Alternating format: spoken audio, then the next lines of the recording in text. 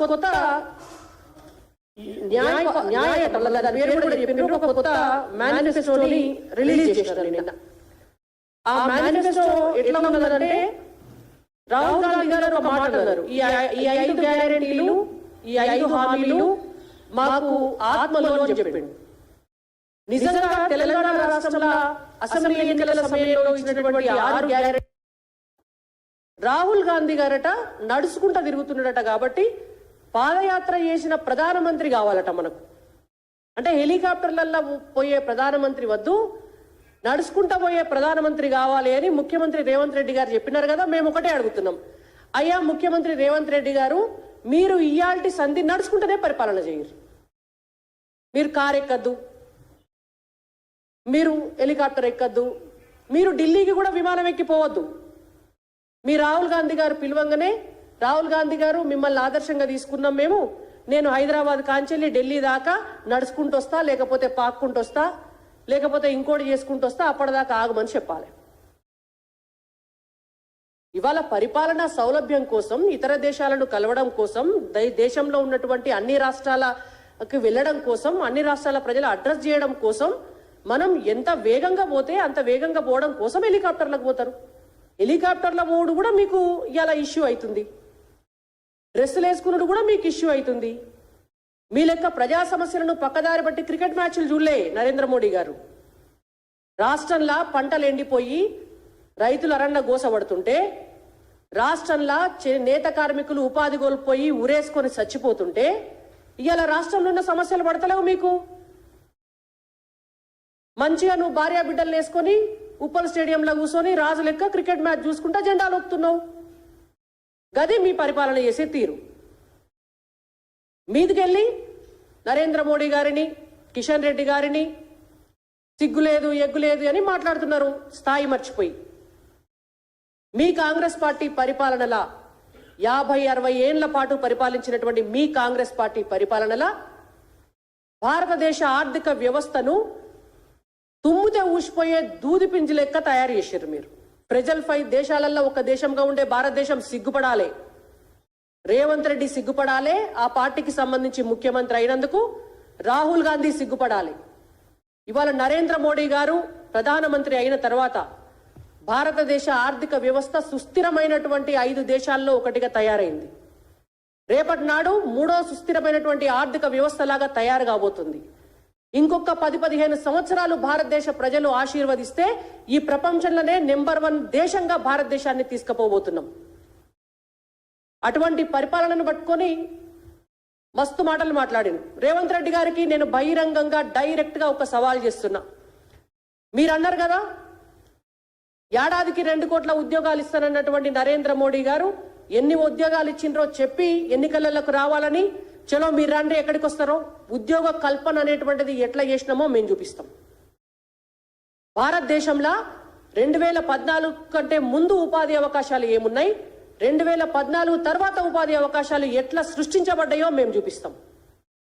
మీరు అన్నారు కదా పార్లమెంట్లో క్వశ్చన్ అడిగితే 7.5 లక్షల ఉద్యోగాలు ఇచ్చినామని చెప్పి. 7.5 లక్షల ఉద్యోగాలు ఇచ్చినాము అంటే అవి కేంద్ర ప్రభుత్వ ఉద్యోగాలు. ఉద్యోగ కల్పన అంటే అన్ని ప్రభుత్వ ఉద్యోగాలు కల్పించి ఇయ్యరు, అందరూ ప్రభుత్వ ఉద్యోగాలు చెయ్యరు. రేపు నువ్వు ఎన్ని ప్రభుత్వ ఉద్యోగాలు ఇస్తావు తెలంగాణ రాష్ట్రంలో మేము చూడమా? మీరు పెట్టినరు ఉద్యోగ కల్పనలా ఒక పాయింట్ పెట్టిర్రు, అది చూసినట్టు లేడు రేవంత్ రెడ్డి గారు. యువ న్యాయం అనేటువంటి ఒక వాళ్ళ పాంచ్ న్యాయలో ఒక పాయింట్ పెట్టిండు. ఏంటిదంటే అది గిగ్ ఎకానమీలో సామాజిక భద్రతను కల్పిస్తాము అని చెప్పిండ్రు. గిగ్ ఎకానమీ అంటే రేవంత్ రెడ్డి గారు మొదలు తెలుసుకోవాలి. ఇవాళ వాళ్ళు అడుగుతున్నటువంటి ఉద్యోగాల్లో ఒక 3 కోట్ల ఉద్యోగాలు భారతదేశంలో, ఒక 3 కోట్ల ఉద్యోగాలు కేవలం గిగ్ ఎకానమీ ద్వారానే సృష్టించబడ్డాయి. ఇవాళ జొమాటో కావచ్చు, స్విగ్గీ కావచ్చు, ర్యాపిడోలు కావచ్చు, లేకపోతే క్యాబులు కావచ్చు, ఇవన్నీ నడుస్తూ వీటి ద్వారా ఉపాధి పొందుతున్నారు ఒక 3 కోట్ల మంది. అంటే డిజిటల్ ఇండియా జరిగింది. డిజిటల్ ఇండియా ఎందుకైంది? మేక్ ఇన్ ఇండియా క్యాంపెయిన్ చేస్తే అయింది. అది ఎందుకైంది? నరేంద్ర మోడీ గారు మొత్తం భారతదేశం అంతా కూడా ఇంటర్నెట్ సౌకర్యాన్ని పెంచి అన్ని బ్యాంక్ అకౌంట్లను కూడా డిజిటలైజేషన్ చేసి ఇవాళ Paytm, phone pay, Google pay ద్వారా నల్ల డబ్బు లేకుండా వైట్ ట్రాన్సాక్షన్ అయ్యేటట్టుగా చేసి ఇవాళ ప్రతి అంశాన్ని కూడా డిజిటల్ ఇండియాకు కనెక్ట్ చేస్తే ప్రతి చోట కరెంట్ వచ్చి ప్రతి చోట ఇంటర్నెట్ వచ్చి మొబైల్ ఫోన్స్ కూడా ఇండియాలోనే తయారు చేసి ఇదంతా కూడా ఒక కనెక్షన్ 10 ఏళ్ళు క్రియేట్ చేస్తే ఉద్యోగాలు సృష్టించబడ్డాయి. అవి ఉద్యోగాలు కావా? ఇవాళ రేవంత్ రెడ్డి గారు మొత్తం పెన్ను కాగితం పట్టుకొని రాసుకుంటున్నా, మొత్తం డిజిటలైజేషన్ వాడుకుంటలేరా?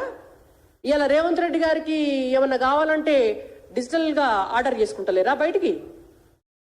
కాబట్టి వాళ్ళ ఉద్యోగాలు ఎక్కడిచ్చిండ్రు అనంటే ఉద్యోగాలు ఇట్లా సృష్టించబడతాయి.